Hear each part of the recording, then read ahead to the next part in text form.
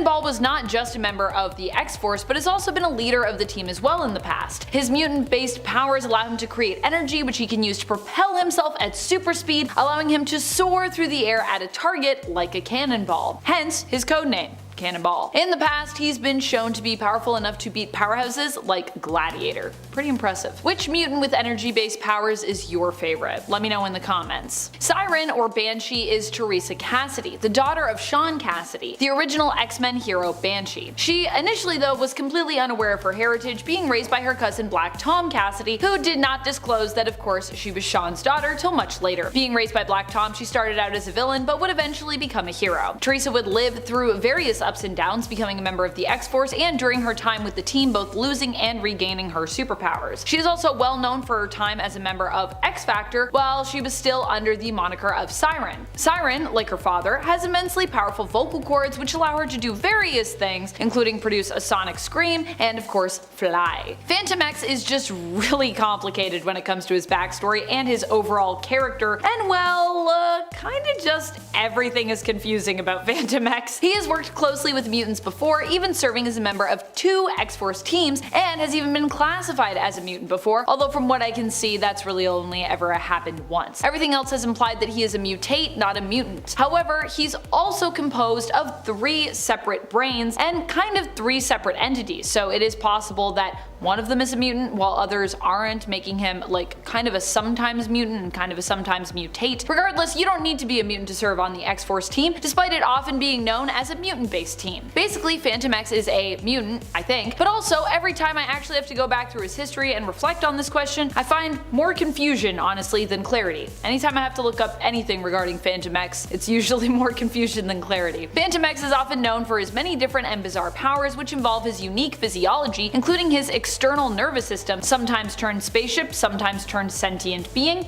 Eva, and his methodical, tactical, and technologically inclined cyber mind. And that's just to name a few. Pete Wisdom at one point led the X-Force. He is an interesting character who doesn't as often get talked about, but who is impressive in terms of his powers and what he's capable of. At one point he was romantically linked to Kitty Pryde, and when her ex Colossus saw them together, Colossus just went off. He attacked Pete, and while Colossus did royally mess Wisdom up, he held his own against the Goliath, also messing up Colossus in turn badly enough that he was actually considered to be in critical condition. Yeah.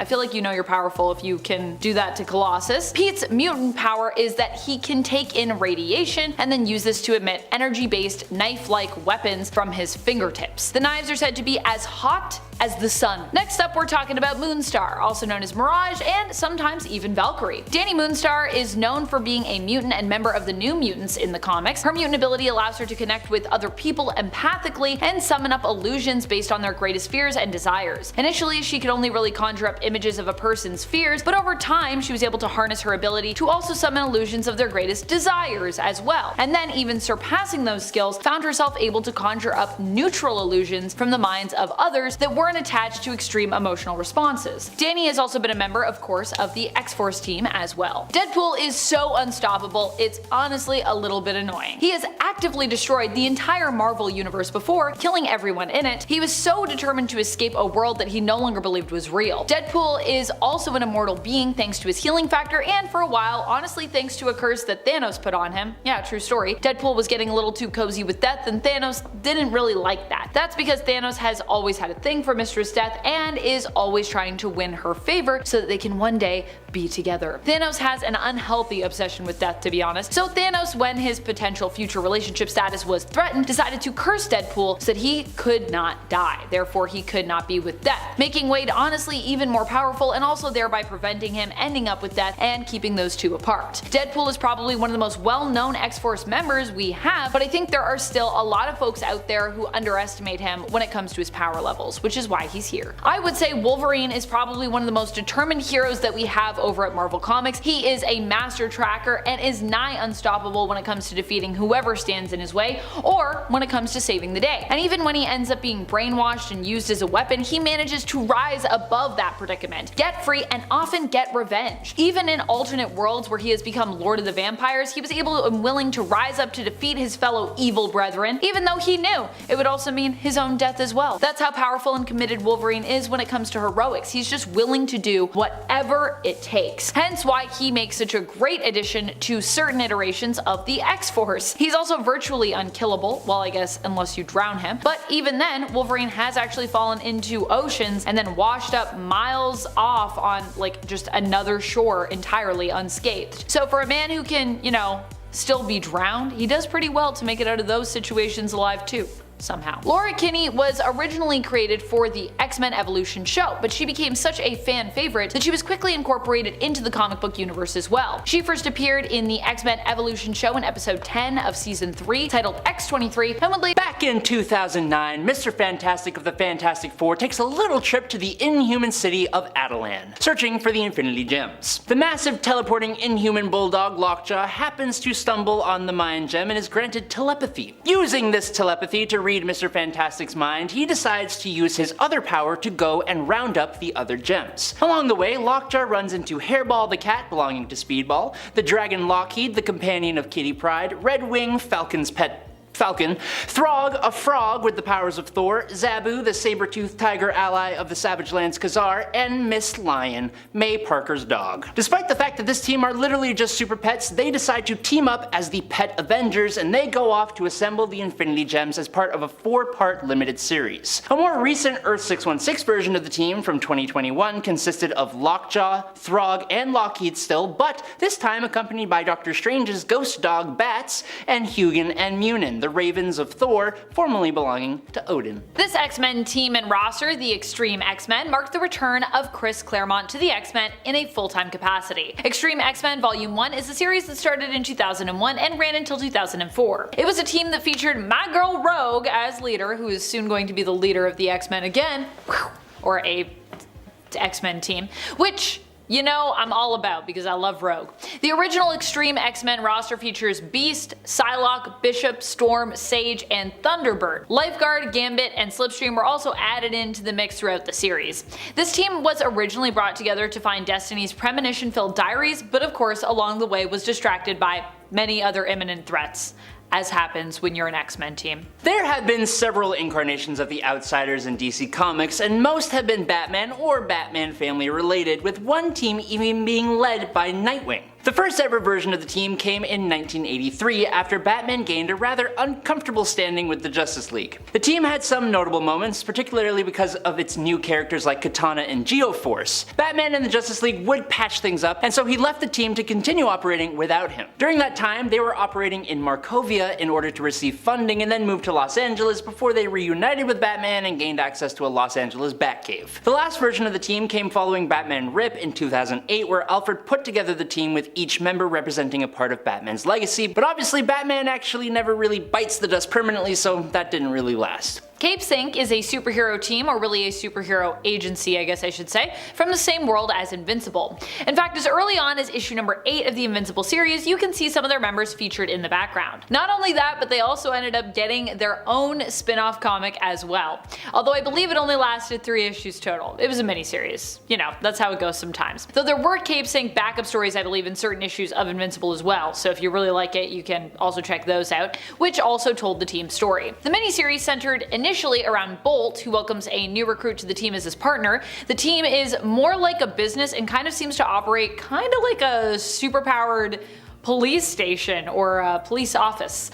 People even get paid and everything. Kid Thor is the new kid in town who joins up with Bolt. Bolt, we learn initially wanted his name to be Black Samson, but obviously that name was already taken by the Guardians of the Globe members, so alas, it was unavailable when he joined up with Cape Sync, and that's why he's Bolt. The team known as Force Works was formed by Iron Man, who had left the Avengers due to a dispute as to the role of superhumans. Force Works maintained the outlook that rather than being a reactionary force, they should try to preempt both natural and man-made disasters. The team was initially composed of Iron Man, US Agent, Spider-Woman, Julian Carpenter, Scarlet Witch, and Wonder Man, which in my opinion is such an interesting group of heroes. But by the end of their first mission, Wonder Man was thought to be deceased at the hands of the invading Kree, and shortly after the alien Sentry took his place, only to be completely forgotten when the team disbanded. The team fought in several skirmishes, but really only lasted about 2 years. The characters were mainly reabsorbed into the ranks of the Avengers afterwards. I like to refer to this next one as the other XSE team.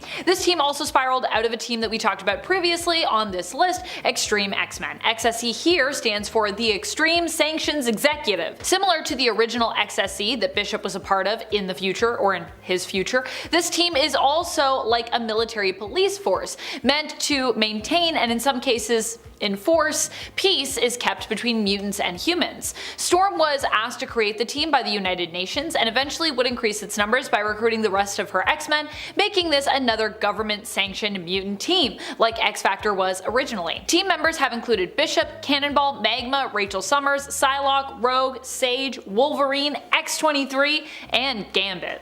Now that's a team. Look, even though the book was cancelled in 1978 after a mere 17 issues, and many people, including the heroes on the team, look at it as an embarrassment, the Champions roster was actually pretty darn capable. With a team of 2 founding X-Men, Iceman and Angel, combined with heavy hitters Hercules, the Spirit of Vengeance Ghost Rider, and being led by Natasha Romanoff, Black Widow, the Champions were aptly named and could kick some serious butt when given the opportunity. The team fought familiar villains like Titanium Man and the Griffin, but even began to develop their own rogues gallery with new villains such as Rampage and Swarm, and they even got an addition to the team in the form of Black Goliath before the book was cancelled. The team was intended to reform in 2007, only they were forced to rename as The Order since Marvel had lost the trademark for the Champions over the years. You've heard of Green Lanterns, maybe you've even heard of Yellow Lanterns or Red Lanterns or even Black Lanterns, but how about Blue Lanterns? Yeah, that's a color too. Blue Lanterns have only made a few appearances in the new continuity, and even before that, during the New Earth days of DC, they weren't necessarily the most frequent to appear. Mainly, I feel like people just know Green Lanterns, whose color of course represents willpower. To be a Green Lantern, you must be strong in will. So, what's blue about? What's the whole blue thing? To be a Blue Lantern, you must be full of hope. So beautiful. I feel like I could be a Blue Lantern, honestly. If Green Lanterns are like the intergalactic police, Blue Lanterns are like therapists or peacekeepers or priests maybe. They have long been allies to the Green Lanterns, and their powers actually provide a boost to fellow Green Lanterns when they're nearby. Pretty cute. This is because their whole focus is of course on belief and hope, having faith in those around them. As such, many of their names start with a title like Saint, Sister, or Brother. I'd definitely be Sister. Sister Amanda, Blue Lantern.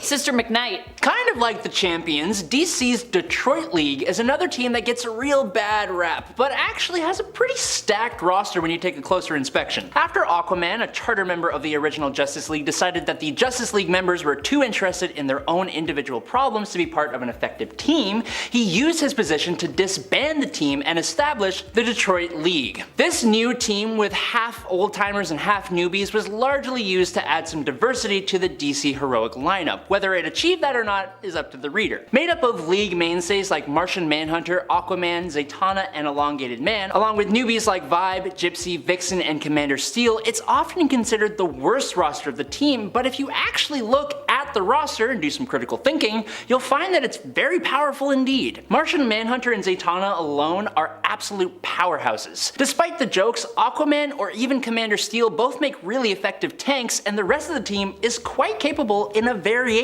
of different situations. The God Squad is about as powerful as they sound, but they still remain one of the lesser known teams in the Marvel Universe. The team was originally assembled by the Council of Godheads, and first came together during the events of Secret Invasion. The team first formed in The Incredible Hercules issue number 117 in 2008. The original roster included Adam the Demogorge, Snowbird, the Eternal Ajax, and Amatsu Mikaboshi, later known as of course the Chaos King. The roster would go on to include such impressive members as Silver Surfer, Galactus, Circe, Thor, Amadeus Cho, and of course, Hercules himself. My guy Sleepwalker, what can I say? I love him and I just think he's neat. Sleepwalker is from the Mindscape, and his job is to walk in the minds of sleeping things to protect them from the evil Mindscape things that inflict pain and misery. He got trapped in human Rick Sheridan's mind during a battle with one of those creatures. Now the two are joined. Whenever Rick sleeps, Sleepwalker can come out to the physical plane to fight crime, but if Rick is awake, Sleepwalker must stay in his head. Sleepwalker has all the usual superhuman stuff: strength, speed, stamina, reflexes, durability, but he has a special trick that is warp gaze. Using this warp gaze, he can alter the appearance of physical objects, make them a different shape. Feel lucky that Sleepwalker is not a villain because humans are physical objects, so he could easily warp a person but doesn't because he's a good guy and recognizes that something like that would cause a lot of trauma. He'll do it to bad guys though. Once in a fight with Deathlock, he made Deathlock's hand shrivel up. Ouch. What he is warping doesn't matter. He can warp a feather as easily as he can warp steel or pavement. If he does get hurt, Sleepwalker can absorb mental energy to help himself heal. The mental energy comes from the host he is attached to, Rick, or his home, the Mindscape. Speaking of his Mindscape citizenship, because he is from there and can tap into its energy, when he is around others that have mental-based powers, like for example Jean Grey and Professor X, he enhances their powers. Fun fact, according to Sleepwalker's host Rick Sheridan, Sleepwalker's voice sounds like horror movie king Vincent Price, the guy who did the rap at the end of Thriller. We all know Hawkeye, but we also have to give some credit to Swordsman, one of the guys who trained Hawkeye in the first place. Swordsman met Hawkeye while working in the circus together. Swordsman's circus act was shockingly sword and knife based, and when Hawkeye finished his sword training, they were off in a duo. Swordsman is an Avenger now, but he wasn't always a model citizen. He's done his fair share of bad deeds. He has robbed people and left people for dead, and originally joined the Avengers as a double agent, but he eventually had a change of heart. He is also banned from multiple countries though. During a period where Swordsman is taking a required break from the Avengers because he did a bad thing, he ends up working for this gangster, and that's where he meets the eventual love of his life, Mantis. She helped Swordsman kind of like believe in himself again. Now Swordsman has the self-respect needed to leave crime behind. With this new change of heart, he and Mantis rejoin the Avengers. It takes a lot of strength to pull yourself out of a dark place the way Swordsman did. Good for him. The time on the Avengers went well, but unfortunately it didn't end well. He passed away. It was super tragic and dramatic though, exactly what he deserved. When Swordsman was alive, he was considered the best swordsman on Earth. His sword was equipped with a device that made it possible for the sword to project energy beams to destroy things. So just because he doesn't have powers doesn't mean he wasn't a force to be reckoned with. Tigra is one Avenger that deserves more spotlight than she is being given. Tigra used to be Greer Nelson, a girl who just wore a cat costume, and at that point she went by Cat, period. Eventually she was enhanced and given powers to match her cat vigilante thing she had going. Then later on she was mutated into what we know her as today, Tigra, a human-tiger hybrid. Living the dream, for real. She still has access to her human form. She uses an amulet called the Cat's Head Amulet to transform to and from her human form. Her Tigra transformation connected her to the soul of one of the cat people. They are a race created in the Middle Ages of humanoid cats. Don't think about it too hard. Her feline features give her everything your cat has times 5. She is incredibly agile and fast. She is strong. She is able to hear and see very well. Capable of night vision too, of course. She does have claws, slay. But the power that shouldn't be overlooked is her power of empathy. Literally, that is what it is listed as on her character wiki. The empathy power lets her control the emotions of others to an extent. We see a lot of heroes and villains alike letting their emotions get the best of themselves and destroying a bunch of stuff. Imagine someone also then manipulating those emotions so that the person keeps going. That's a big deal. Tigra, as a cat person with empathy, has shown that she can communicate with animals, especially if that animal is another feline. I think that should be explored more because there are so many Marvel cat heroes. I hope Tigra can set her cat nature aside to get along with fellow Avenger Mockingbird. Mockingbird is a human. She started out as a spy working on Project Gladiator that was backed by S.H.I.E.L.D. The entire project was centered around recreating the super soldier serum. She was a scientist and worked on the serum, but eventually received it herself. She became a super soldier. She became so strong she was capable of denting steel with her bare hands. Suddenly, she was able to heal very quickly too. It looks like she's not aging anymore either. Upon receiving the infinity formula of the serum, her aging process halted, so she is technically immortal. until you kill her, but that won't be easy. She was already incredibly skilled as an agent and spy and scientist before the serum.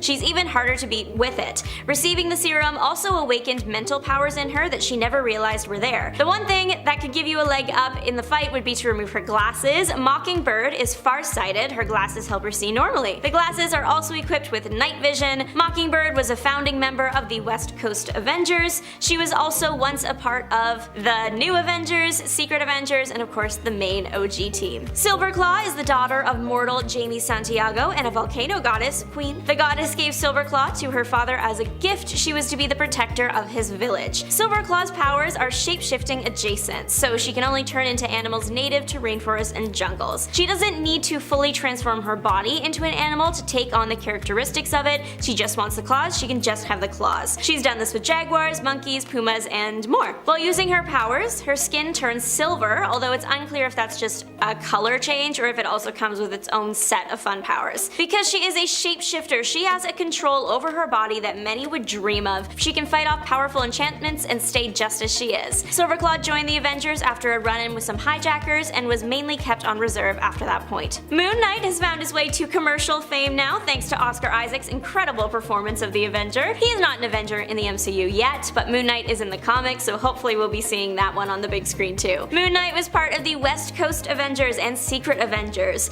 Moon Knight, or Mark Spector technically, is the avatar for Khonshu, the moon god. Didn't see that one coming. The moon god is kind of where his powers come from, but the supermoon can also give the guy a power boost. The boost from the supermoon is said to make Moon Knight so powerful that he can allegedly defeat some of the Earth's greatest champions one-on-one. That must mean a lot of power for sure. Even without his super boost, Moon Knight is a force to be reckoned with. It's hard to find a place that he can't survive in, as he can survive forever, even in places with no breathable atmosphere. Send him to space. When Mark agreed to be the avatar for the moon god, he got not just the powers, but also the benefits of immortality. When he dies, he just gets brought back to life. The man has lived many lives, literally and figuratively. He has been a hero, a mercenary, a boxer, and even joined the army. That's a lot of training he had to go through. He is a master of the martial arts and weapons and languages, speaking 3 fluently. I am very excited to see more of this character on the big screen, especially excited to see him played by Oscar Isaac. Hercules is not just known in our universe, he is also quite popular in the Marvel universe too. He is referred to as the Olympian god of raw strength in a few different places. I feel like that statement alone speaks for itself. God of raw strength, pop off king. It was confirmed that he was the strongest of the Olympian gods in the official handbook of the Marvel Universe number 5. My favorite side effect of extreme strength that I never even considered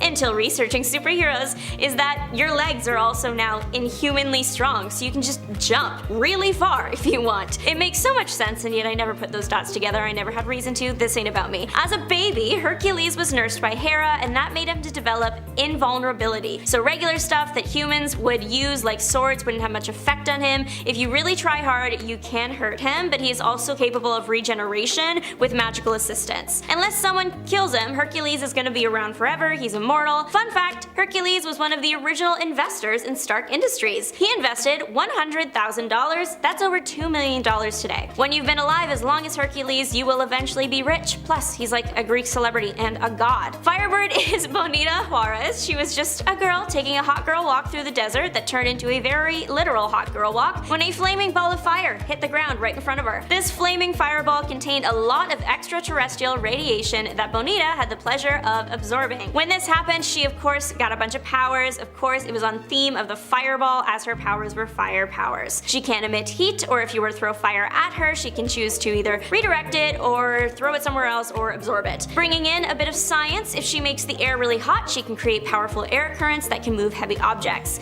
She can fly, and though she has no connection to the Phoenix Force as of right now, she does create a Firebird looking thing every time she uses her powers in a large quantity. There was an indigenous legend in their world of the Firebird that had similar powers to what Bonita got, so she believed she was the Firebird, and that is how she got her name. She joined the West Coast Avengers and Secret Avengers, but all that firepower is not even her most useful trick. She can sense evil. Do you know how useful that talent could be? The amount of times someone has joined a superhero team with evil intentions, some of them are even on this list, just Bring in Firebird every once in a while, let her vibe, check it out, point some fingers, then leave. Okay? It's not that simple though. Firebird can sense evil, but isn't always able to trace it back to the source, but still. Gaslight, Gatekeep, Girl Boss was made for the Voyager. The Voyager is the daughter of the Grand Master. The Grand Master is one of the elders of the universe. She's basically like the ultimate Nepo baby. She literally spent the first part of her life traveling the universe with her dad. The life experience from that alone is wild. The Voyager did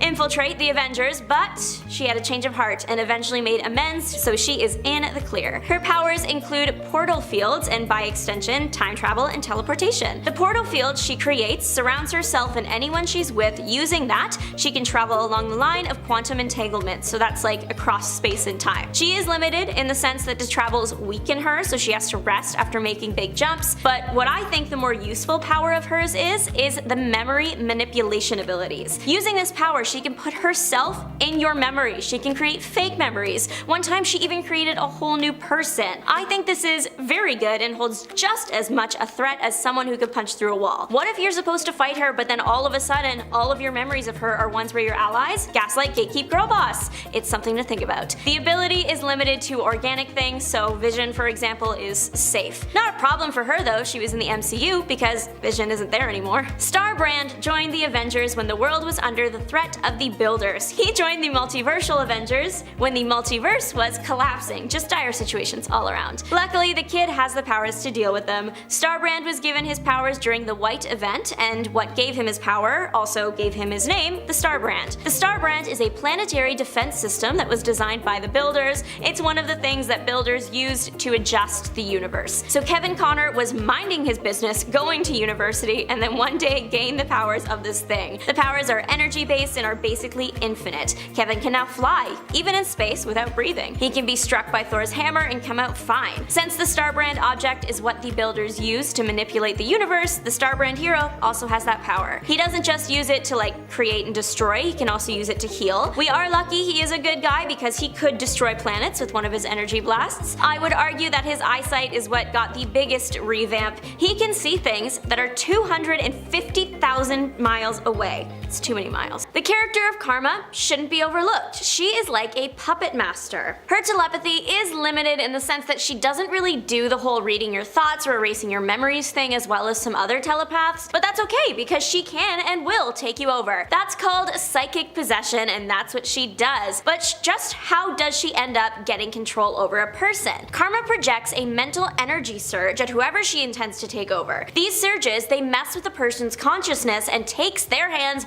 off the controls long enough for Karma to swoop in. You are now her puppet to do with as she pleases. While you're participating in the puppet show, you are in a dreamlike state, and when you wake up, you don't remember anything. That's the part that scares me the most. But her mental warfare isn't all you have to worry about. The woman has trained in self-defense with many teachers, including Cable and Magneto. Plus, she was a fighter in Vietnam for a while there and learned all about warfare and weapons. Karma is not a relaxing thought. You can't even give her the same mind control treatment back. She will just throw up her psychic shield. She's one to worry about even without her power and training. She is a billionaire. Well, one of the owners of a billion-dollar company. You know what though? I like that so many X-Men are billionaires. There's no wondering about how they have to pay their bills when they spend so much time saving the world. Changeling is, unfortunately, pretty forgettable in the 616 universe. The most notable things he's done are pretending to be other people. He's a shapeshifter. His whole character design is pretty cool. Plus, he's got Professor X boosted telepathic abilities, so you can't say he's weak, just in popularity. Marvel saw his potential and gave him a much needed revamp in a few different universes, animated and on the page. He became Morph. He got better storylines and more powers and was just generally way more interesting. At his core, he is still a shapeshifter, but he did get some more powers to play with. He has no scent, so if you are trying to find him, it will be hard, maybe even impossible to track him. He has the usual things like strength and stamina and a healing factor. Morph can fly and he is also kind of invulnerable. If you were to shoot something at him like a rocket, as a guy, guy that can change his body at will, he can just make his body miss it, or even make the projectile pass through him. One of the only things that has been proven to actually cause damage is an energy blast. Armor, the one with all the souls. The souls started out as just like family members' souls as the power, then in the Ultimate Universe it became the souls of 10,000 demons. I'm guessing that is going to give her a bit of a power boost compared to her Earth 616 counterpart. The psionic exoskeleton armor is this huge armor that surrounds her body and increases her everything. Strength, stamina, makes her almost invulnerable. The major downside though is that she can't keep it going for very long. She is the one that generates this thing around her, and making something that big will really suck the energy out of you. It was established to be made of memories, don't think about that too hard, because the Muramasa blade tried to cut through the armor but couldn't. The only thing it can't cut through is memory, so that really leaves only one conclusion here. There is a pretty twisted way to increase her power. If a family member passes on, she gets stronger because she is powered by her ancestors. And then the version of her from the Ultimate Universe is just powered by literal demons. I share a name with this X-Men, so she's basically me. Amara Juliana Olivian Takia, or Magma, is from a secret Roman colony in Brazil called Nova Roma. She grew up there learning different fighting techniques, mostly those that existed in the days of the Roman Empire, so sword fighting and similar things. Her mutant name is Magma because her deal is geokinesis. She can move tectonic plates and manipulate magma. The way she found out about her mutant ability was a fun story. She got thrown in a volcano as a sacrifice, but the good news is that she's fine. Lava and magma can't hurt her if she is lava and magma. She can make volcanoes just appear. She did that at the beach once, and since she controls tectonic plates, she can cause earthquakes too. When she's in her magma form, she can't be hurt by anything hot. That makes sense. She can generate fire and magma and throw it at you. It's hard to fight her as just a regular person because you would probably be coming at her with metal like guns or swords, and metal and extreme heat means you'd be leaving with metal soup. Even if she is not in magma form, don't come at her with a sword, she's trained for that too. She can also heal herself if she's touching the ground or something hot. Magma is not to be messed with. Zorn shines like a star because that's what his head is. His head is literally a star. That means he could create a black hole if he wanted to by reversing his star's head's natural state. His star head can produce blinding light capable of incineration. He can manipulate gravity, has healing powers, can sense if somebody has recently passed in the general vicinity. He's a vibe checker. But most importantly, you know his head is a star, so he doesn't need to eat, drink, or breathe. Can he drown? I don't know, I won't be finding out. Zorn's like ability is his real power though, as it brought him back from the dead and doubled him. There was this weird time where Zorn pretended to be Magneto, who was pretending to be Zorn, and at the end, Magneto, actually Zorn, died. But Marvel editors liked the character of Zorn so much and they wanted to bring him back. So what did they do? Create an actual Zorn character. In the identity theft plotline, it was supposed to actually be Magneto. He had taken up the Zorn character to infiltrate the X-Men, and throughout the series there were many hints that it was Magneto. Zorn's star power can't be stopped though, and now we as readers just have to ignore that aspect of the comic. Marvel explained it all away by saying Zorn was being mind controlled by Sublime and forced to do everything that happened, but he did pass away at the end of the comic, but once again, his star power can't be stopped, and it was revealed that Zorn, thankfully, conveniently, had a twin brother that was exactly the same. Zorn and his twin can again conveniently control magnetic fields. That's why he could be fake Magneto. Mimic needs to be given his flowers. This man can stay himself and yet gain the power set of whoever he wants. And if he sticks around you long enough, he can have them forever. If he were to stand next to another Mimic, what do you think would happen? Like, would his body just take a screenshot? His Mimic abilities are for anything, not just mutant mimicking. He's mimicked athletic skills on a football field before.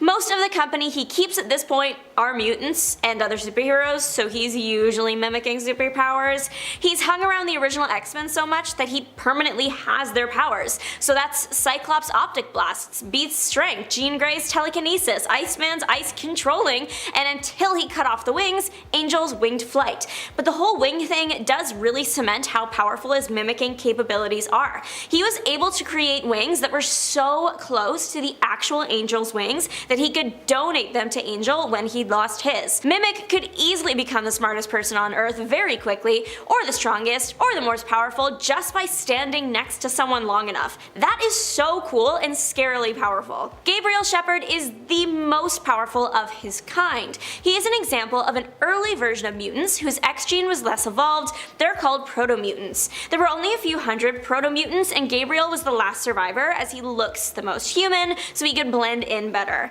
Gabriel did end up joining the X-Men briefly. I'm talking like a few days briefly, but it was a rocky start. They originally fought each other, but that's not really that big of a deal. That happens all the time. They fought because Gabriel read the mind of one of the X-Men and discovered that the other proto-mutants had been getting revived to be used as weapons. Gabriel thought that this was a 0 out of 10 move and was so unhappy he went poof and disappeared into pure energy. He came back later though to help some X-Men take down Lady Deathstrike. In a world of boys, he's a gentleman. The gentleman is super powerful, like Omega level mutant powerful. He has lived forever and will live forever, immortality. He's very strong, can generate electricity, fly, hear everything, including your thoughts. His telepathic abilities can reach over vast distances, but if you wanted to Uno reverse and use telepathy on him, no such luck. He can throw up some pretty solid mental shields. If you annoy him enough, he might just turn you into a tree using his transmutation abilities, but he's a good guy, so you probably don't have to worry about that. Oh, he can also stop time, but that's only been shown for like a radius of 500 meters as of right now. Nobody's perfect. Angel has come a long way since his debut in 1963. The guy used to be just like pretty standard. He could fly. He had angel wings on his back where he got the name from, and those wings were really strong. So if he smacked them together, it would create powerful wind blasts, and he could also just smack you. Pretty soon though, the guy got an upgrade and a bad side. He became Archangel. Archangel is a persona that is all about death and destruction, so Angel really had to get that in check so he could stay with the X-Men. The new Archangel side is what I consider an upgrade because it gave Angel new, very useful powers, like healing blood. If you're hurt, all you need is a little bit of Archangel's blood and you'll survive. Angel also now has a hypersonic scream. The scream can cause internal bleeding, breaking the sound barrier with that one for sure. Angel can be hurt, but his healing blood thing actually comes from like a healing factor, so if he gets hurt, he just heals up. There was this moment in his Archangel journey where he became a horseman of the apocalypse, icon behavior. He was death, in case you were wondering. During that era, he got techno-organic wings. The wings are metal, but eventually molt, so he gets his feathers back. They're also super strong and adorned with stuff you'd want in a fight. Even if Angel lost his wings, he could still hold his own. He's good at hand-to-hand combat and sword fighting. Even if the guy didn't have any fight training or his special powers, he could still win a fight in court. He owns the company Worthington Industries, a Fortune 100 company, so he could take you to court for something random and probably win because he has the better lawyers and all the money. He wouldn't because he's an angel and would rather donate the money. He's an X-Men genius, billionaire, playboy, philanthropist. Mystique has always been a powerhouse, but just recently has it been revealed that she is more powerful than anyone could have guessed. She's not just a shapeshifter, she's a gene shaper. She can rewrite herself on a genetic level. That's how she was able to become Nightcrawler's father, not mother. The entire gene shaper thing was revealed in X-Men Blue Origins 1. The issue also featured a note from Dr. Nemesis that basically said that Raven was way more powerful than she was letting on, and maybe even more powerful than she knew. And she's already pretty darn powerful as is. In addition to the new gene shaper thing, she has accelerated healing, she can become immune or simply resistant to diseases, and that makes a lot more sense now that we know she can alter genetic code. She is pretty good at stopping telepathic intrusion, she's a good shot, trained in martial arts, and has a solid Duolingo streak with at least 11 languages in her roster. Plus, you know, all the usual: super strength, speed, reflexes, senses, durability, and agility. Not only is our girl more powerful than we thought, she is also renewing her vows with Destiny soon. The famous mutant couple will be getting this happy moment in X-Men The Wedding Special 1, releasing in May. Congrats and good luck, ladies! We all know Storm's power. She is beauty, she is grace, she will punch you in the face. Storm is an Omega level mutant. If you haven't guessed by her name, Storm can control the weather and atmosphere. Her power is basically basically infinite. Some consider her to be one of the most powerful mutants in the universe. Queen behavior, fitting considering she was literally the Queen of Wakanda at one point. What I love about Storm's weather controlling abilities and her place on the X-Men is that they don't just use it for fighting. If they want good weather on an important day, Storm will just do that. Hey, if you have the ability, use it. Storm can withstand the mental assault of pretty much anyone, even one of the first ever mutants, Hungry. Hungry has been around literally forever, truly ancient. That means they've had all the time in the world to practice mental torture, and yet Storm couldn't be broken and even saved her fellow affected X-Men. She is literally a goddess, so if you pray to her, she gets more powerful. She's got magic in her bloodline. She comes from a long line of sorceresses and witches. She really is like a jack of all trades, master of all of them. She is a thief and will steal your heart, good in combat, she's a leader, she's good with weapons, she speaks quite a few languages, she has quite the Duolingo streak too, she can fly a plane and also just fly. Storm is someone you don't want to face off against. Moon Knight, for example. Moon Knight is a reliable and diligent hero when it comes to protecting the innocent people traveling the streets at night. While Moon Knight more often than not explores the traumatized complexity of Mark Spector's dissociative identity disorder, making him one of Marvel's grittier street-level heroes, the origin of his powers as the first and high priest of the Egyptian moon god Khonshu make him actually an incredibly powerful supernatural hero as well. While we typically see him facing off against thugs or mercenaries from his past, we also see him face off against vampires, Hell Lords, Avengers level threats, and even single-handedly bringing some of the most powerful Avengers to their knees. Despite that, some of his best comic book moments are truly on the streets and come in Jeff Lemire and Greg Smallwood's run on the character, so definitely check that out if you have the opportunity. But speaking of Moon Knight, more recently Mark Spector actually found himself in the grave, and his mantle was taken up by Maximilian Coleridge, formerly known as Shroud. Max lost both of his parents right in front of him at the age of 10 years old, leading him to dedicate his life to combating crime. But unlike most heroes, Max actually went to law school, while also training as an Olympic level athlete and studying science. It was after graduating that he got really weird. Max joined the mysterious cult of Kali, where he became a master in a whole bunch of Asian martial arts and infiltration, but he also worshipped their dark goddess, Kali. When he had completed his training, Max was surprise branded with the kiss of Kali, using a red-hot iron on his eyes, completely blinding him. But after the pain subsided, Max found that he had been granted a psychic perception that allowed him to see his environment within a radius of about 100 feet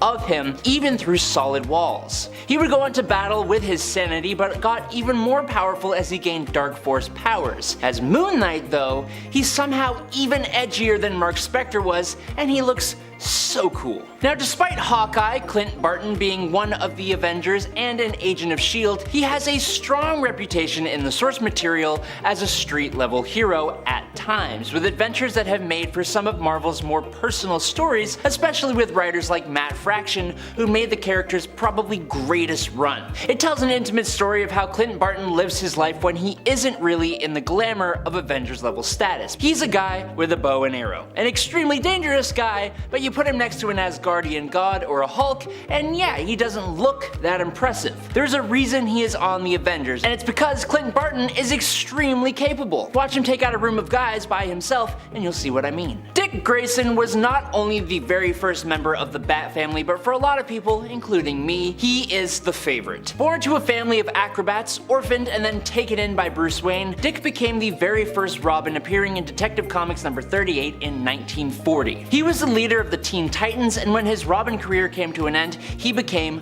Nightwing. He has gone on to take the Batman mantle a bunch of times, but honestly, it was in 1995 and 1996 when he received his own stories that he really became his own. He was given his own city, the decaying harbor town known as Bloodhaven, which was just north of, and honestly a bit more ruthless than, Gotham itself. It allowed him to be close enough to Gotham to stay part of the Bat family, as well as have his own city and series of adventures that, alongside his time on and leading various different teams, shows just how capable this former Robin really is. But speaking of former Robins, Dick Grayson's replacement as Robin was one Jason Todd. But while Nightwing became a pillar of the superhero community, Jason's journey was much darker. After his infamous passing at the hands of the Joker, Jason Todd was taken by Talia al Ghul to the Lazarus Pits, where he was not only resurrected, but also gained magical enhancements like the ability to summon the All-Blades. Jason would then have his training from Batman built upon by being trained by the All-Cast and the League of Assassins before eventually leaving that group and returning to Gotham as the vigilante Red Hood. As Red Hood, he was incredibly complex and incredibly capable. He would fight Batman many times, having an on-again, off-again friendship with his former mentor, but also leading the Outlaws for a long time, and even leading the League of Assassins for a little while. He's considered one of the greatest Bat family members and one of the greatest hand-to-hand fighters out there. Even Damian Wayne, who doesn't even like Jason that much, admitted that he was one of the greatest fighters to have ever lived. After the passing of her mother, a warrior named Azumi Ozawa, Marvel's Colleen Wing moved to Japan and was trained as a samurai by her grandfather, Kenji Ozawa. Colleen took quickly to her samurai training, which eventually elevated her to become a world-class fighter, being incredibly efficient with her swords, but also in time as a master detective. After she had completed her training, Colleen moved back to New York City, where she used her abilities to work with her father, Professor Lee Wing, and as a private investigator, which led her to working with other local street-level heroes, and even teams like the X-Men and the Defenders. Over the years, she has co-owned Nightwing Restorations and Daughters of the Dragon with Misty Knight, and plays important roles with all different versions of Heroes for Hire as one of the most dangerous people on the planet in Marvel Comics. With the resources of a Tony Stark playboy, access to the mystical realms, and knowledge on the same class as Doctor Strange, Danny Rand, the Iron Fist, is a character that doesn't always seem like he would be duking it out with gangsters and street thugs. Iron Fist doesn't let his privileges and absolutely massive skill set stop him from getting involved in the local communities that he cares deeply for. He's done a lot of good work for the streets of New York City alongside his best friend Luke Cage. Those who earn the Iron Fist title by defeating the ancient dragon Shao Lao the Undying are trained to be living weapons. And for Danny, he recently gained access to the knowledge, experience, and skills of all the Iron Fists before him, so imagine how powerful he is now. And that's before even talking about his chi augmentation and the things he can do with his chi power, making him a force that very few can stand against. John Paul Valley was an agent of the Sacred Order of Saint Dumas. This secret and sacred order created a hero and protector of their secrets known as Azrael. This hero was actually a legacy title, with generation after generation being brainwashed and pretty much manipulated from before birth to believe that they were the Angel of Death. John Paul broke this conditioning when he decided to ally himself with Batman after Bruce Wayne had taught him the error of his ways. John Paul has gone on to be Batman for an infamous period of time, and he remained a vigilante for the most part afterwards. His skills were honed by training with Bruce Wayne, obviously, and he is thus possibly just as skilled as Batman, although his lack of experience and finesse make him the weaker of the two. But due to his extreme physical capabilities as a result of genetic engineering, he has greater strength, reflexes, and speed than a normal peak level human being, which in conjunction with his trained skills has allowed him to defeat the likes of Batman, Bane, Nightwing, and even be offered leadership in the League of Assassins by Ra's al Ghul. Second to last today, the original hero known as Thunderstrike was a guy named Eric Masterson. He eventually merged with Thor in the late 80s before fully taking up the mantle of Thor in the early 90s, and then eventually getting his own hammer and becoming Thunderstrike. Eric had a son, Kevin Masterson, but unfortunately due to his dad being increasingly involved with Thor, Eric began to lack in the father department, and so Kevin went to live with his mom and stepdad. Now eventually, Eric passed away after being possessed by the Blood Axe. His Thunderstrike mace was then taken by the Avengers and eventually given to Eric by Captain America himself. Given the Asgardian nature of his superhero origins, Thunderstrike isn't strictly a street level hero, but he feels very street level and is often listed as a street level superhero, but Kevin has also been part of the Asgardians of the Galaxy and teamed up with the Mighty Avengers. But last up today, Shang-Chi is one of, if not the greatest martial artists on Earth. He can take on multiple opponents at once and can even defeat people much more superhumanly powerful than him while he's just a regular dude. In fact, in the White Hot Room, when the Phoenix organized a tournament to pick who would be the new Phoenix host, the only reason that Shang-Chi lost was because he refused to take a life. He's particularly skilled in Chinese martial arts, but his skill branches out to many more. Shang-Chi, like Iron Fist, is also able to manipulate Chi energy, which he can use to enhance his strength and durability, and can even detect others based on their energy. But Shang-Chi gets a much more significant boost to power when he is using the 10 rings. He can use the rings as projectiles, manipulate their size, and use them to levitate and even fly. And he can even manipulate the energies from the rings to do many more things, including projecting said energy and creating an energy-based blast. Thanks to either side of his parentage, Shang-Chi inherited his mother's psionic abilities to communicate with his blood relatives, even the deceased ones. Number 10. Manbot. When the secretive and often shady branch of the Canadian government known as Department H gained access to the Box robot, they took one of their employees, named Bernie Lachesnais, and merged him with the robot. This resulted in most of Bernie's personality being lost and he became Manbot. As a computer-machine-human hybrid, Manbot has several abilities that make him a valuable member of the team. Not only can he fly and process an enormous amount of data really quick, but he's also able to shoot both missiles and energy blasts at his enemies and incapacitate his foes with a nerve toxin. As he is mostly a machine, he is also immune to mind control, as he showed in Alpha Flight Volume 2 Issue 4, when he was the only member of the team who was able to resist the mind control powers of the villain Mesmero. Number 9. Yukon Jack. When Walter Lankowski, aka Sasquatch, was forced to assemble a new Alpha Flight team when the original squad was kidnapped by aliens, he approached the heir to the throne of a secret civilization in the village of Chemteron. Yuko Tujak Zurgi Mozo Ada showed no interest in leaving his home, but Walter bribed the chief to drug his son and allow him to take him to the outside world so he could become more worldly. Nicknamed Yukon Jack, he joined the newly formed team, and using his considerable combat skills, in addition to his powers, which allow him to telekinetically control the bone pieces covering his body, he is also able to survive in sub-zero temperatures and can cast light from his hands. Number 8.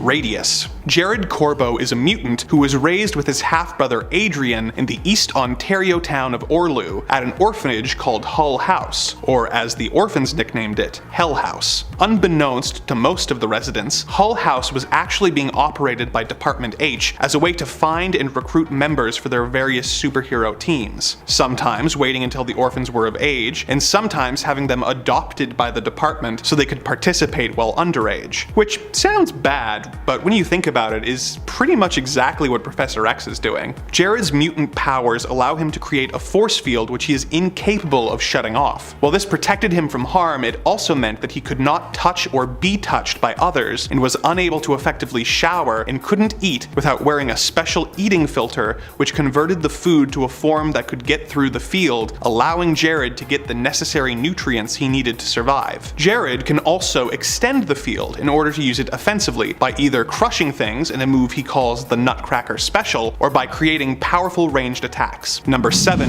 Windshear. Colin Ashworth is a mutant with the power to transform air into hard air. He transforms this hardened air into various shapes which he can use for both attack and defense when in battle. He has used this ability to create concussive blasts which he uses to attack his enemies and to fly. He has also used this hard air to create shields and battering rams, as well as hard air bullets and needles that he launches at his foes. While all of this is useful, his most devastating attack is his ability to alter the gases in a person's body, causing their blood to become as thick as glue. Although he started as an employee of the villainous Roxxon Corporation, he eventually became disillusioned with the violent acts they were forcing him to perform and quit so that he could join Alpha Flight. When Alpha Flight disbanded, Windshear retired to England, where he began selling sculptures and trinkets that he created with his powers. He eventually became bored with this simple life and adopted the new superhero persona of Chinook. Number 6. Centennial. Ruby Princeton III was in a coma for 15 years years until Sasquatch, while trying to find members for his new Alpha Flight team, noticed his unique biorhythmic signature and revived him. At some point in the years he was in a coma, Rudy had developed superpowers. Although the 96-year-old originally wanted no part of the superhero lifestyle, he soon found that with his new powers, living a normal life would be quite dull, and joined the team, becoming the Centennial. As a retired police officer, Rudy has acquired a wealth of experience in combat, which perfectly complements his superhuman strength and speed, invulnerability, flight, and heat vision. Basically, he's a geriatric Superman. Number 5. Wyre. Wyre's true identity is still unknown, but what we do know is that he started out as a genetically enhanced assassin with enhanced strength, speed, agility, and reflexes, as well as the ability to launch and control tendrils of inorganic fiber from his body. This, combined with his incredible fighting skills, weapons knowledge, and claws, made him a dangerous person to have as an enemy. He was hired to create a group of superhuman killers for the Secret Empire, but he eventually felt remorseful for his actions and began hunting down the creatures he helped create. This brought him into conflict with Alpha Flight, as one of these creatures, Wildchild, was operating as a member of the team called Weapon Omega. They eventually came to an uneasy truce, and Wyre joined the team for a time, although tensions between him and his teammates always remained high. Number 4.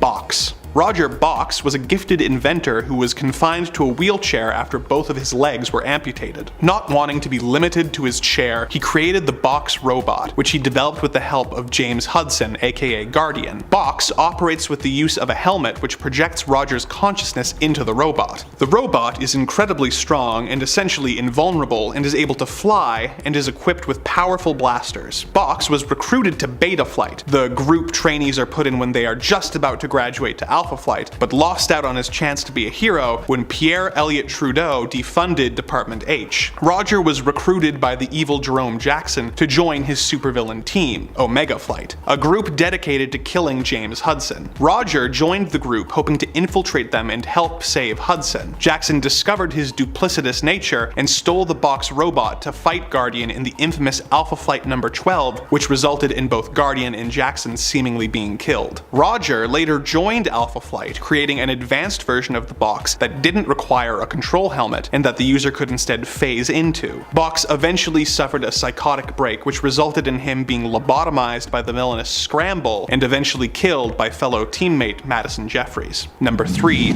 Wildchild. Kyle Gibney was the subject of several experiments by the Secret Empire, who were trying to create the perfect killer. Although he was already a mutant with a freakish appearance, the experiments made Kyle a feral beast of a man who eventually rebelled and destroyed the Empire's headquarters. He was later found by Department H and placed in the entry-level training group, Gamma Flight. When the group disbanded, he was one of the people recruited for Jerome Jackson's Omega Flight, and was one of the enemies that Alpha Flight fought and captured in Alpha Flight number 12. He was later pardoned by the government and allowed to join a government-sanctioned Gamma Flight after Alpha Flight had gone private and were assumed dead. The two teams eventually combined, and his teammate Nemesis helped him overcome his bestial nature and took away his deformities, and he became Weapon Omega. His animalistic nature and appearance soon returned, and he quit the team, becoming Wildchild once again, and eventually joining the Weapon X program. Like similar mutants, like Wolverine and Sabretooth, Wildchild has a powerful healing factor as well as enhanced strength, speed, and stamina, as well as enhanced hearing and sense of smell, and razor-sharp claws and fangs. Number 2.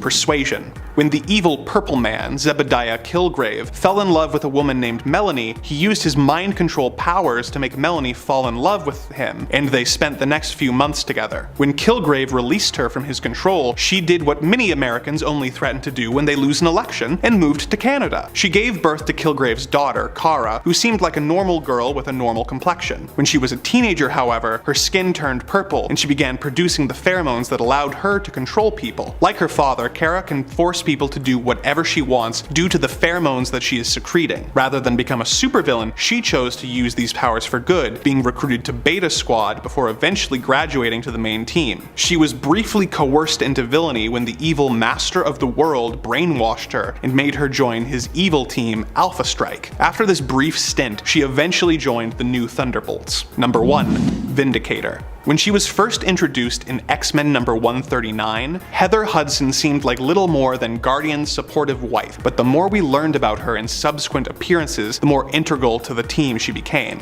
When James Hudson was working for Amcam Oil on his geological exploration suit, Heather McNeil was working as his boss Jerome Jackson's secretary. She was smitten with James, and when he learned that his suit was going to be sold as a weapon and quit, she resigned too, being impressed with his strong morals. It was her idea to approach Department H for help, which led to the creation of Alpha Flight. When the team was defunded, it was Heather that brought them back together to battle the evil Tundra. She continued on in a support role before her husband was seemingly killed. In order to carry on his legacy, she was given a similar battlesuit and became the new leader of the team, Vindicator. From humble beginnings, she has managed to become one of Canada's greatest heroes. In Alpha Flight Volume 2, she was given a new suit which gave her the added ability to control volcanic and seismic activity. Coming in at number 10 today is the Silver Surfer. The Surfer was originally Norrin Radd, an astronomer from the planet Zen-La. When Radd discovered that Galactus, the devourer of worlds, had come to devour Zen-La's life force, Radd struck a deal with the cosmic entity to seek out uninhabited planets that Galactus could consume. Eventually, Galactus became aware of Earth,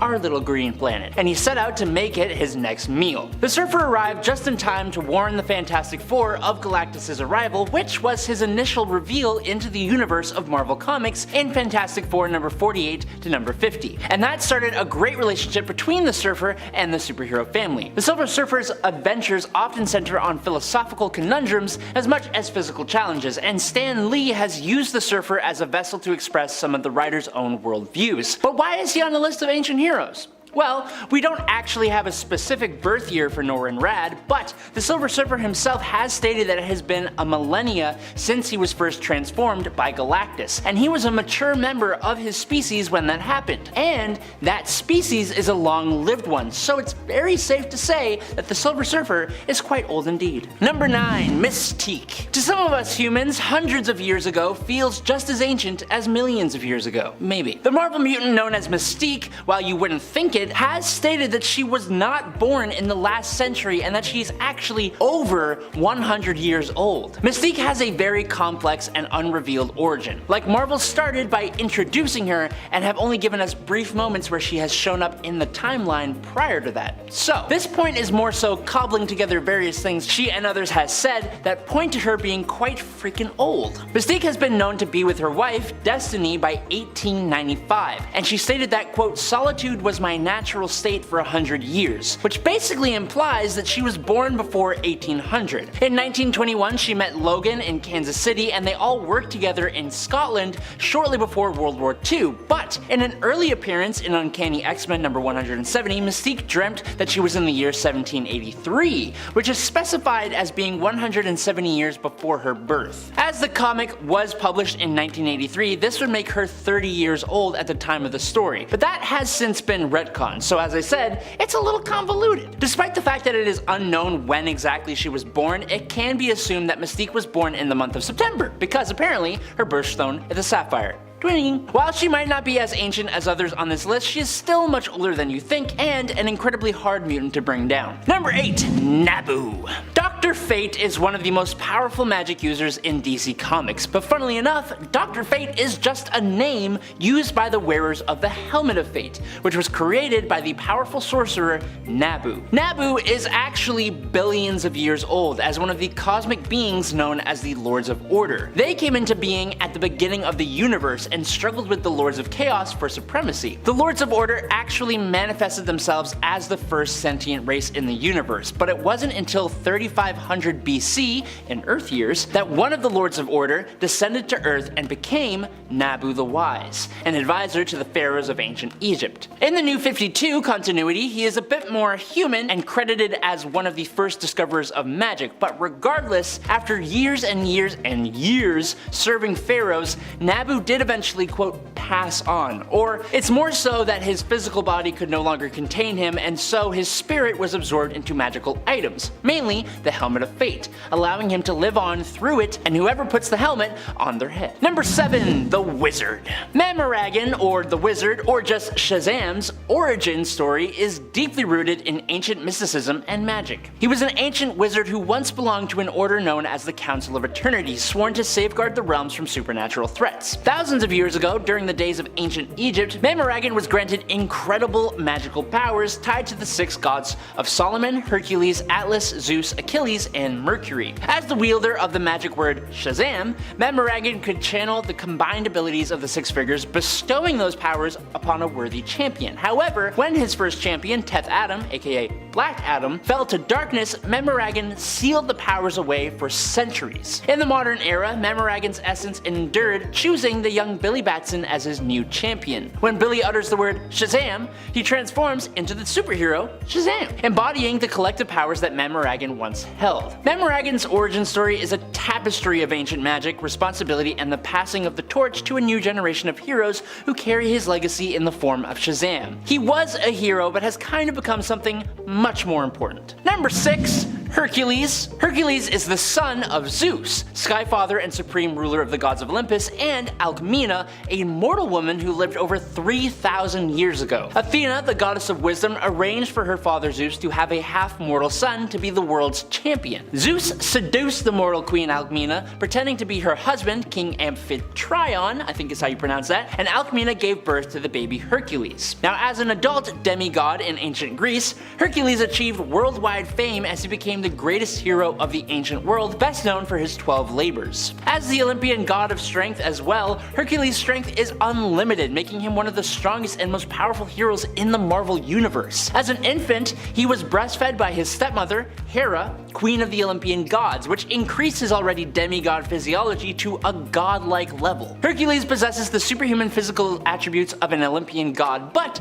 interestingly, some of his powers are superior to the vast majority of his own race. Most recently though, he is a member of the Guardians of the Galaxy, but he has also been a part of the Avengers, the God Squad, the Council of Godheads, the Mighty Avengers, the Secret Avengers, the Defenders, the Heroes for Hire, and of course, S.H.I.E.L.D. Number 5. Anthro. Created by Howard Post, Anthro is considered the first boy on Earth, existing in prehistoric times. He lived with his family during a period when the world was still in its primal stages. Anthro's curiosity and adaptability drove him to explore the challenges and mysteries of a world populated by both primitive creatures and nascent human tribes. Through his adventures, Anthro unwittingly played a significant role in shaping humanity's development and survival, often making use of his ingenuity and courage to overcome obstacles, while also being a part of some modern-age stories thanks to time travel. He's popped up in Crisis on Infinite Earths, Armageddon 2001, Zero Hour, Team 13, and Final Crisis, and he's even been to the Marvel Universe where he interacted with Devil Dinosaur. Anthro's narrative explores the struggle for survival, the emergence of intelligence, and the foundation of human civilization. His story reflects the essence of human curiosity, resilience, and the quest for progress, serving as a symbol of humanity's earliest steps into the unknown. His powers are, well, pretty much non-existent, but he has played a part in some big events and in more than just a background kind of way. Number 4. The Ancient One. Born over 1,000 years ago, the Ancient One, otherwise known as Yao, was a local to the Tibetan ancient city of Kamartaj. Under the guidance of the mystic sorcerer Kalu, Yao delved into the ancient arts of magic and arcane wisdom, eventually surpassing and even facing his mentor. After facing his mentor, granting himself long life, and fighting alongside sorcerer supremes throughout time, he sought out an order of ancient magic users known as the Ancient Ones in order to devote his entire life to their goal of combating evil sorcerers. The youth eventually became even more skilled than his colleagues though, and grew in power so great that he was the first mortal ever of Earth to meet with Eternity, the sentient embodiment of the universe, who presented him with the Amulet of Agamotto and charged him to become the Earth's Dimension's Sorcerer Supreme. After spending a ton of time trying to sculpt a successor and having multiple possible choices, Yao eventually passed on and left the Sorcerer Supreme mantle to Dr. Stephen Strange. Number 3. I, Vampire. Vampires in DC Comics are practically indestructible and can regenerate any damage done by by consuming blood. They have superhuman strength, speed, reflexes, stamina, can transform into bats,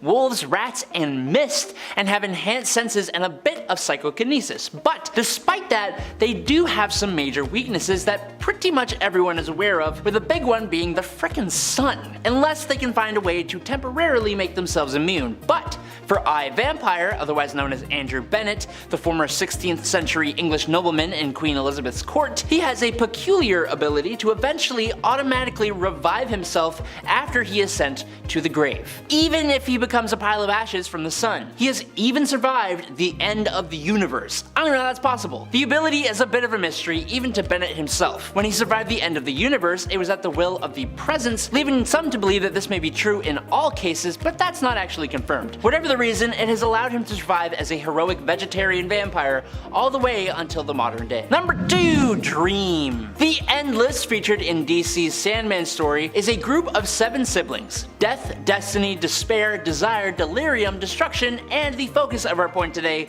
Dream. These siblings represent fundamental aspects and forces of the Vertigo/DC universe, and they are all immortal, ageless, and nigh omnipotent. The parents of the Endless were revealed to be the embodiment of Time, father of the Endless, and Night, the embodiment of the infinite darkness that existed before the dawn of the universe, and the mother of the Endless. So, it's safe to say that these beings are probably pretty ancient. Like 10 billion years ancient. They came from the beginning of the universe. As for Dream, or Morpheus, he isn't so much a superhero as we are used to, but he is an extremely powerful, reluctant hero, and his journey to that status from emotionless god to a being displaying very human-like emotions and characteristics is the fundamental story of the Sandman. Dream dwells in a realm called the Dreaming, from where he controlled the fundamental concept of fantasy and reality in the universe, as the line between the waking world and the dreams is quite thin. And in at number 1 today, it's Hippolyta. This queen's history begins thousands of years ago, around 1300 BC. The Greek pantheon held a meeting convened by the goddesses. They were discussing the creation of a race of humans that would champion their ideals. The male gods, including Zeus and Ares, did not seem interested in this, and Hera did not wish to go against her husband, so it was left to the other primary female Greek goddesses. They decided to travel into the underworld, where they came upon the Well of Souls, where the souls of all the women murdered by men's hatred were gathered together. The goddesses took these souls and went and dropped them into a lake in Greece. The souls mixed with the clay and the stone of the lake bed to form the Amazons, and the first one to emerge from the waters was Hippolyta. The goddesses appointed Hippolyta, or Hippolyta, however you want to pronounce it, to be queen, and they decreed that the Amazons were to spread the message of peace, tolerance, and equality by being super dope warriors. Yes, Wonder Woman is also pretty ancient too, but Mama came first, so here we are. Sorry. At number 10 is Terry McGinnis, aka Batman Beyond. In a future where the iconic Batman Bruce Wayne has hung up his cape. But fear not, because the Project Cadmus director Amanda Waller had foreseen this eventual outcome. She believed that another Batman would be necessary, and thus Project Batman Beyond was born. The plan was as audacious as it was ingenious, combining Batman's DNA from his battles with cutting-edge nanotechnology. With the genetic blueprint secured, the only missing piece was a suitable family to raise a successor. Enter the McGinnis household, where Warren and Mary turned out to be the perfect genetic match, akin to Martha and Thomas Wayne. After a seemingly routine flu shot, they became the proud parents of Terry McGinnis, essentially Bruce Wayne reborn. Amanda even contemplated sending an assassin to ensure history played out, but that idea mercifully fell by the wayside. As Terry grew through his high school years, he found himself tangling in a street gang known as the Jokers, with a Z.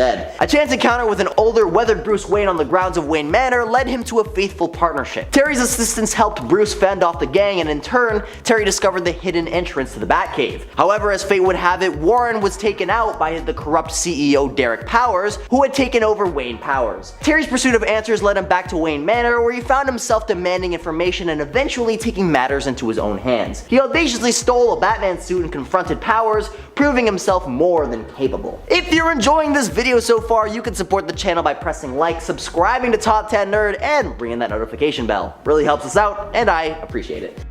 At number 9 is Iron Lad. The current big bad of the MCU was a hero at one point in his many alternate timelines. And while Kang the Conqueror has had more identities than there are timelines in the multiverse, at one point he was a protector rather than a conqueror. In the year 3016, Nathaniel Richards, also known as Kang the Conqueror, is saved by his future self from a lethal assault by bullies. This pivotal event alters his path towards villainy. See, Nathaniel is bestowed by his future Kang the Conqueror self with new armor and catches a glimpse of his future as Kang the Conqueror. However, instead of embracing this identity, he rebels against his future self and employs the armor to travel back in time to modern day Earth, specifically the 616 reality. Upon arriving, Nathaniel discovers the disseminated Avengers mansion, a result of Scarlet Witch's descent into madness. Despite his efforts to travel further back into time, he encounters the remains of Vision, and so by linking into Vision's systems, he assimilates all of his programs, including a fail-safe plan to form a new team of Avengers in case the original team disbands or faces destruction. Adopting the moniker Iron Lad, Nathaniel Richards assembles the Young Avengers,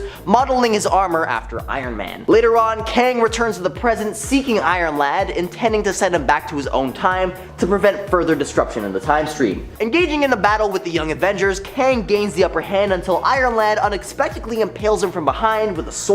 This act leads to further reality disturbances, prompting Iron Lad to realize that he must accept his future as Kang the Conqueror in order to reverse the disruptions in time. Before returning to 3016, his memory is erased and his armor is removed. While the Young Avengers lose a member in Young Kang, his armor fuses with Vision's programming, resulting in a new Vision on the team.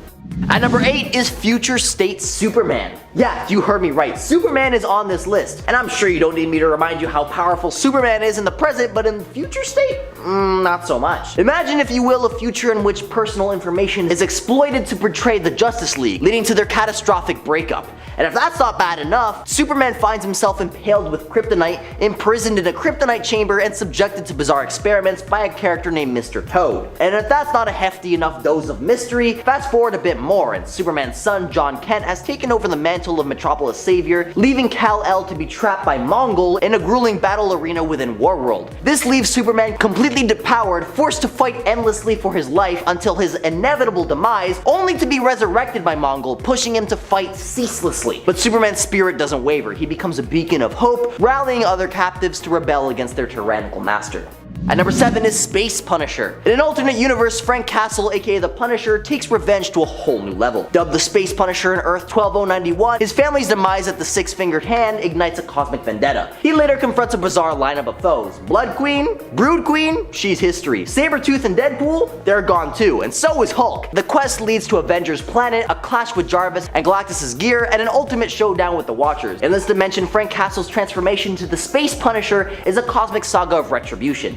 At number 6 is the infamous Dr. Doom. Wait, what? Yeah, you heard me right! This Doom is a superhero. In the year 2099, the twist of fate has our favorite metal-clad villain stepping into the limelight as a hero. And mind you, there's not just one, but 3 versions of Doom to shake it up in the future. Now, it might be a tad confusing, so buckle up. First, we got our Victor Von Doom that we all know and love, spruced up a bit with no scars and a hint of youthfulness. But there's also an imposter, Eric Cerny, lurking around with villainous intentions. A brainwashed pretender, if you will. And then, as a cherry on top, there's Tiger Wilde, a cyborg ruler of Liberia, giving that unmistakable Doomish vibe with his metallic exterior and affinity for ruling with an iron fist. Now, as the dust settles, the real Doom emerges victorious, and he ends up hatching plans to conquer the good old US of A. But before you label him the next tyrant, hold your judgment, because his intentions are surprisingly heroic, on a mission to topple the mega corporations that have hijacked the nation, controlling every nook and cranny of existence. But Dr. Doom is pulling all the stops, using his genius and, dare I say, newfound heroism to reshape the future.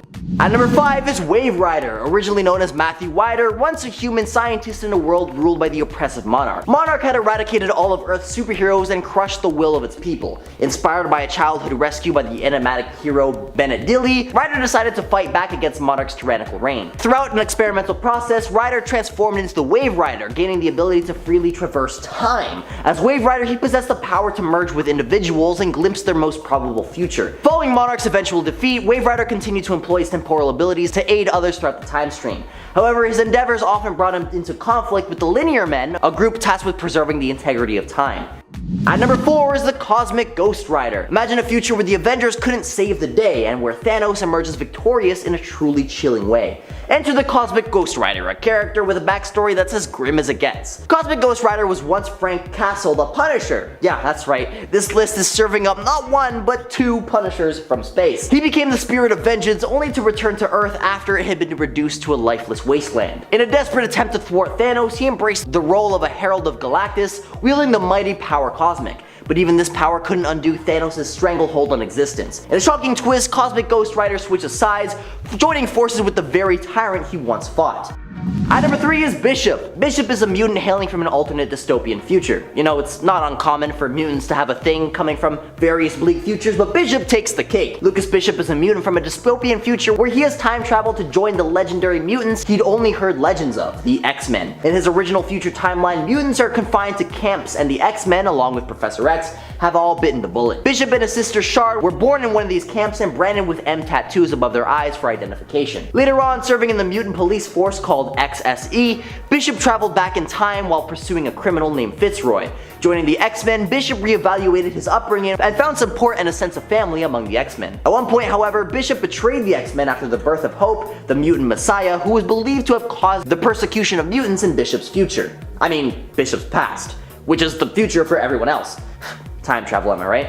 At number 2, Booster Gold. Booster Gold, also known as Michael Carter, is a time-traveling superhero hailing from the 25th century. Armed with advanced technology, he fights crime with the help of his robotic sidekick Skeets. His closest ally is Blue Beetle, and together they form a dynamic duo. However, due to his carefree and somewhat self-centered nature, Booster Gold is often not taken seriously by his peers, leading to frequent underestimation. In his origin story, Michael was a talented college football player who resorted to gambling on his own games to cover his mother's medical expenses. Despite his intention to quit after settling the bills, his father compelled him to continue the scam. Eventually, he was caught and banned from football. Forced to work as a night janitor, he eventually robbed the museum where he was employed, stealing all kinds of time travel tech, and then proceeded to escape into the 21st century seeking fame and fortune as a superhero.